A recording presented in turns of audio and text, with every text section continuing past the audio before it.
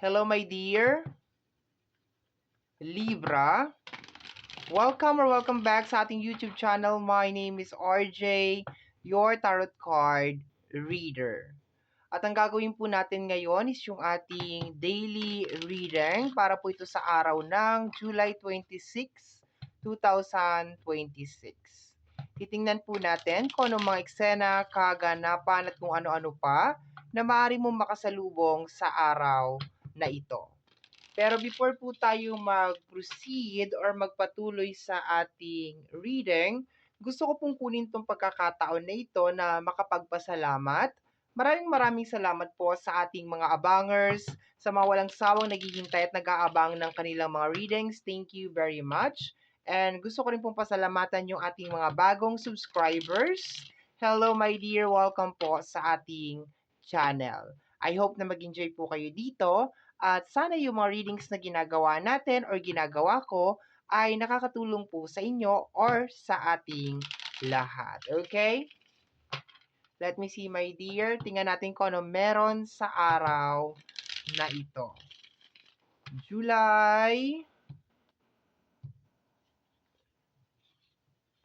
26, 2026.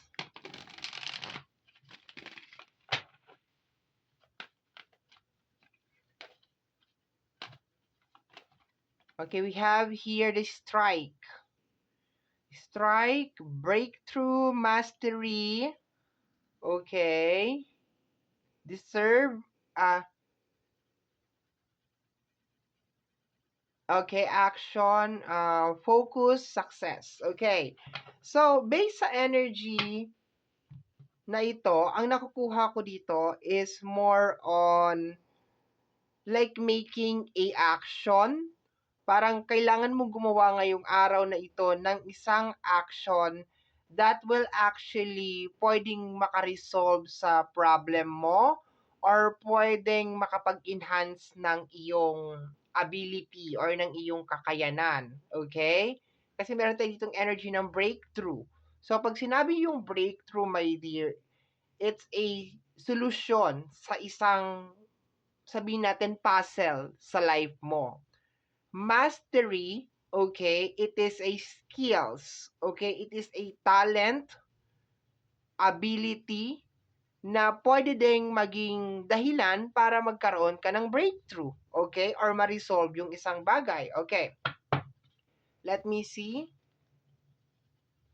Additional cards pa tayo, my dear.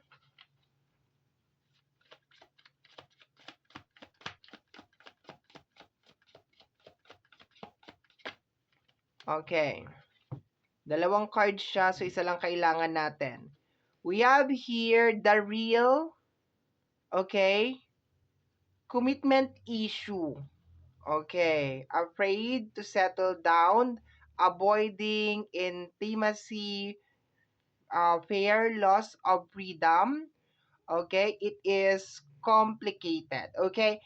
It is more on real and fake. So, hindi na ako masyado magpo-focus dito, my dear, kasi commitment issue siya. Pero masyado akong na-highlight, masyado ako nakapag-focus dito sa energy ng fake at saka ng real. Okay, so kung titingnan natin to, ngayong araw na to, it's more on identifying yung totoo sa hindi. Okay? So, pwede tong sa relationship, pwede tong sa work, okay, anything. Okay, anything. Let me just like put it this way, my dear. Kung ano yung pumapabor sa'yo. Okay? Kung ano yung pumapabor sa'yo. Hahaba na naman tong ating reading. Nako. Okay? Real and fake. It's more on breaking kung ano man yung illusion. Okay, there's some illusion over here. So, itong parang bowling strike na to, my dear, is more on breaking kung ano man tong parang illusion. Okay? Between the fake at saka real. Okay? Clarify pa nga natin yan.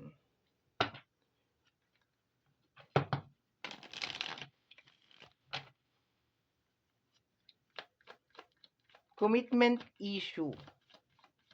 Pwede din a question, bakit ayaw mo mag-commit? Bakit ayaw mong gawin? What is the reason? Bakit ayaw mong gawin? Okay? We have here the energy of the temperance and the two of wands. Okay? Stuck yung energy. Stuck yung energy, my dear. Okay? Itong dalawang card na to, this is a message. Oracle card siya na parang ginaguide ka kung ano yung gagawin mo ngayong araw na to. Tarot card is the energy ng ikaw. You. This is your energy. So, meron kang temperance bilang major arcana and the two of wands. For some of you, is parang stuck kayo or hindi kayo makapag-decide. Yun ang nakukuha ko, my dear, dito.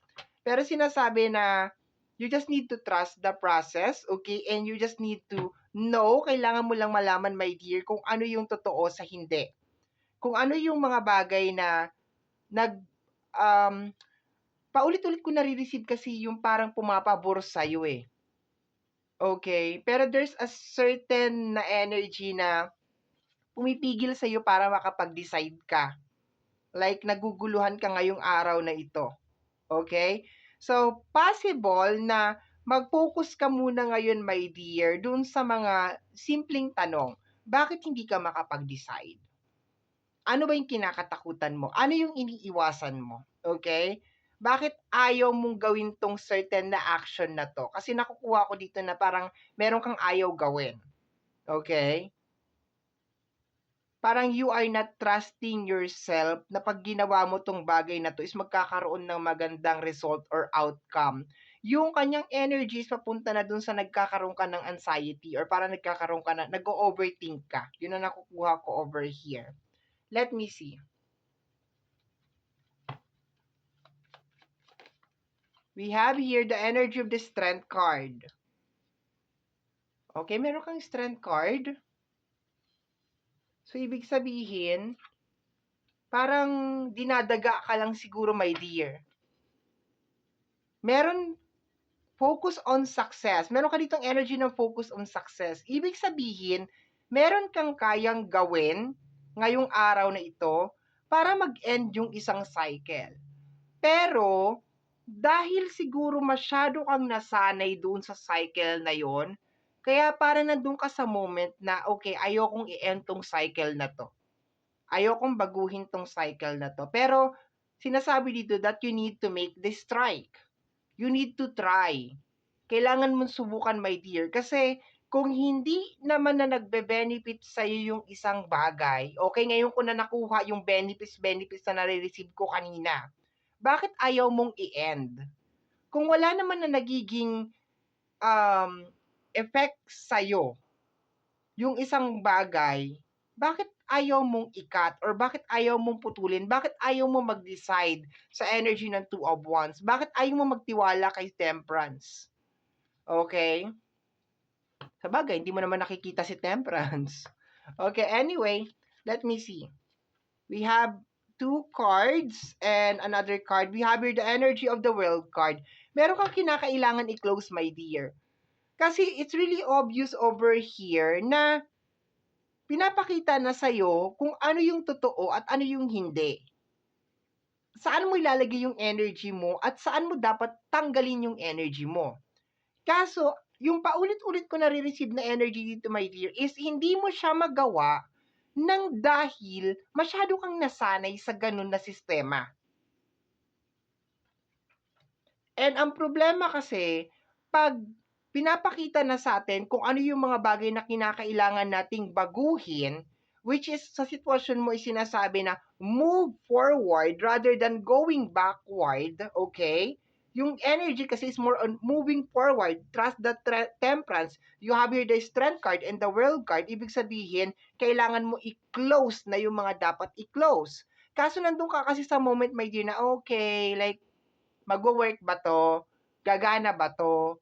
So, we have here the energy of the 9 of Swords and the 7 of Cups. May illusion. Okay? 7 of Cups is energy of illusion. And kanina pa natin napag-uusapan yung fake at saka yung real. Real at saka yung fake. Commitment issue. Ano ba yung commitment issue? Commitment issue is like ayaw mong mag-commit. Okay, for example, like, hiwalay na tayo. Ayaw mong gawin yon. Kasi nandun ka sa moment na, okay, nasanay kasi ako na lagi tayong magkasama. Or, nandun ka, my dear, sa moment na, like, for example, like, aalis na ako dito. Ayoko na. Or, gagawin ko na to. Yung pagiging committed mo, my dear, it's more on, yung energy ng reading natin ngayon is pinipilit ka na gumawa ng isang action. Like, kailangan mong umalis dyan. Pero nandun ka kasi, my dear, sa moment na hindi mo ma-absorb. Hindi mo matanggap, my dear, na meron kang kinakailangan na i-cut kasi it's no longer serving you. Kahit na sinasabi ng card dito that you have the capacity, you have the energy, you have the power to do it, pero andun ka kasi sa moment, my dear, na okay, alam ko kung anong gagawin ko, pero ayoko siyang gawin kasi hindi ko to nakasanayan. Hindi ako sanay dito. Nasanay kasi ako dito kahit na fake, kahit na hindi siya totoo, kahit na illusion siya. Okay. May kinakailangan kang i-cut, my dear. May kinakailangan kang i-change today. And based dito, it's energy of breakthrough, mastery, and focus sa success. Yun ang highlighted dito. Okay? We have here the energy of the Three of Swords. For some of you, maybe trauma. Yung repeated cycle na nangyayari, pwede. Kaya ayaw mo mag-umpisa, ayaw mo mag-take ng chance hanggang walang assurance. Hanggang wala kang napapanood na tarot card or fortune teller or kung sino man na magsasabi sa'yo na, okay, Libra, gawin mo to because of magiging success siya. But the reality, my dear, is kinakailangan malaman mo itong energy na to or maramdaman mo itong energy na to sa sarili mo mismo. Hindi mo siya ibibase sa mga fortune teller, sa mga card reader. Ibe-base mo siya, my dear, sa kung ano yung nangyayari sa sitwasyon mo. Meron kang kinakailangan gawin and it is connected sa energy ng fake at saka ng real. You need to cut kung ano yung illusion. You need to break out from the illusion, my dear. And for some of you, nahihirapan kayo kasi paulit-ulit ko nare-receive, maybe nasanay na kayo sa ganun na scenario or ganun na sistema. And for some of you naman, sa energy ng Three of Swords, this is energy of heartbroken. Wala pa yung kanyang clarification, pero I'm trusting my intuition na this is energy connected to sa nakaraan. Okay? Clarify ko siya.